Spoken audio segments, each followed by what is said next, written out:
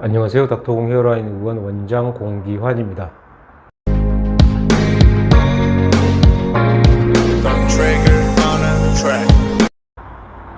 오늘 말씀드릴 내용은 아름다운 눈썹이란 어떤 눈썹인가, 어떤 눈썹을 말하는가, 그 부분에 대해서 간략히 말씀드리고자 합니다.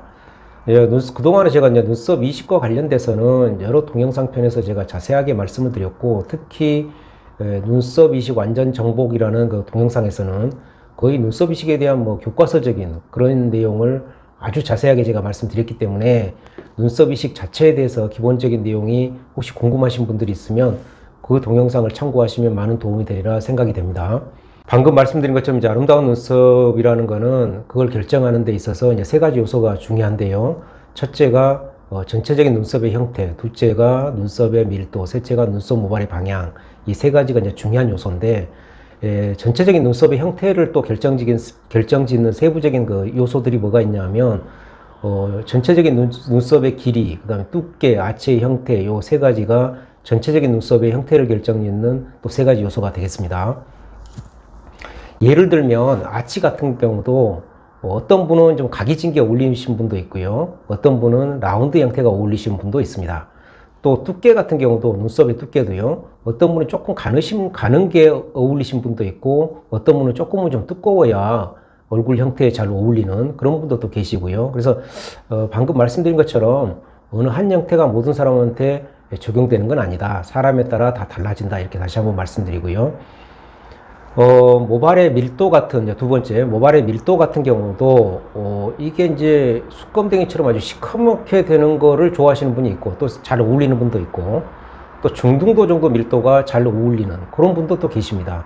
물론 밀도가 횡하니 낮은 경우는 그건 전혀 어울리는 경우가 없죠. 수검댕이처럼 그리고 고밀도로 진하게 올리는 거냐, 아니면 중등도로 만들 거냐, 그것도 이제 우리가 얼굴의 형태나 그분의 이제 눈이 상당히 또 눈썹에서는 연결되어 있기 때문에 중요한 요소인데요.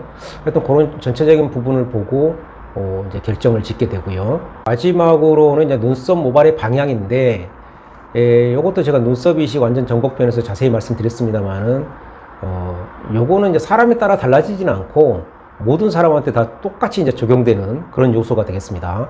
눈썹이란 건 그때도 말씀드린 것처럼 내측을 헤드, 가운데를 바디, 끄트머리를 테일이라고 하는데, 그 각각에 따라 눈썹 모발의 방향이 달라지고, 또 그 각각 안에서도 잘 보면 아래, 중간, 위에 따라서 그 눈썹 모발이 방향이 달라집니다. 그래서 이런 눈썹 모발의 방향을 정확히 이해를 하고 이식을 해야 눈썹 자체가 매우 자연스럽게 보이는 거고, 그걸 잘 이해를 못하고 심어버리면 이제 그게 좀 시각적으로 약간 좀 부자연스럽게 그렇게 될 수가 있죠. 그래서 방금 말씀드린 것처럼 아름다운 눈썹이라는 거는 이런 이제 크게 세 가지 요소가 있고, 마지막에 물론 말씀드린 그런 이제 눈썹 모발의 방향은 사람에 따라 달라지는 건 아니고 모든 사람한테 동일하게 적용되고, 첫 번째, 두 번째, 그러니까 전체 눈썹의 형태라든지 눈썹의 밀도, 그런 거는 사람에 따라 좀 달라질 수 있다. 그렇게 말씀드릴 수 있겠습니다. 근데 이제 가장 중요한 게, 제가 오랫동안 이제 이런 이식을 해 오면서 느끼는 게 뭐냐 하면, 사실 이런 세 가지 요소를 떠나서 가장 앞서는 게 환자의 요구사항입니다. 그러니까 환자의 생각 내지 요구사항, 그게 중요한데, 제가 봐서는 사실 이제 중등도 밀도 같은 경우, 예를 들어 중등도 밀도가 좋을 것 같은데, 자기는 수검댕이처럼 시커멓게 해달라는 분도 있고, 아치 같은 경우도 약간 각이 지는 게 좋을 것 같은데 꼭 라운드를 고집하시는 분도 있고, 그래서 어떤 이런 미용 어느 부분이나 아마 마찬가지일 건데, 이런 미용 성형 분야에서는 환자의 생각이 전문가의 생각보다 더 앞선다. 어떨 때는 그런 생각이 자주 들고, 물론 그때는 이제 환자의 생각대로, 요구대로 해드리고 있습니다. 그리고 마지막으로 이제 한 가지만 더 말씀드리자면, 이제 그동안에도 제가 몇 번 말씀드린 적이 있는데, 이제 눈썹 문신과의 좀 비교인데, 아시다시피 기본적으로 이제 털이라는 것 자체는 입체적이지 않습니까? 그냥 평면에 이렇게 그림처럼 있는 게 아니라 입체적으로 자라 있는 건데, 눈썹 문신은 아시다시피 이제 피부에다가 까맣게 이제 우리가 색소를 집어넣는 거니까요. 공통점은 까마니까 그냥 어떻게 까맣게 보여보자, 이런 생각은 공통점인데, 아주 중요한 거, 입체냐 아니냐는 굉장히 중요한 요소죠. 예를 들어 이제 우리가 눈썹 문신을 했다 그러면 물론 멀리서 보면 이게 시커매가지고 눈썹이 있는 것 같기도 하고 없는 것 같기도 하고 애매한데 가까운 우리가 대화를 하는 거리에서 보면 눈썹이 있고 없고는 누구나 알 수 있는 요소가 되겠습니다.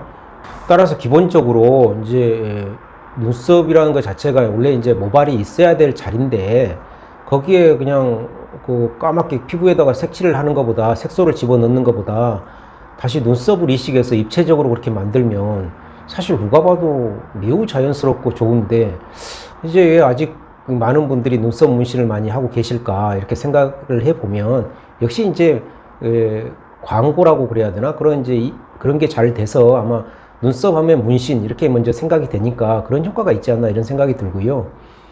눈썹 이식 같은 경우는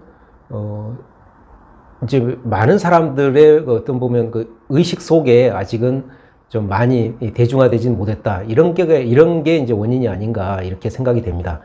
여하튼 간에 저는 기본적으로 물론 이제 눈썹 문신을 하시는 그런 직업을 갖고 계시는 분도 많이 계시는데 그분들이 또 그걸로 생계를 나름대로 또 뭐 많이 하고 계시고 그런 입장에서 제가 결론은 제가 내지는 않겠습니다만은 우리가 상식적으로 우리가 생각해 보면 역시 털이 있어야 될 부위는 털이 있게 만드는 게 아주 그 자연스럽고 좋은 거 아닌가 이런 생각은 저는 개인적으로 변함이 없고 대부분의 사람들도 잘 생각해 보시면 그게 맞다 이렇게 생각이 되실 겁니다. 오늘은 이제 아름다운 눈썹은 어떤 눈썹인가 이런 부분에 대해서 간략히 말씀드렸습니다. 감사합니다.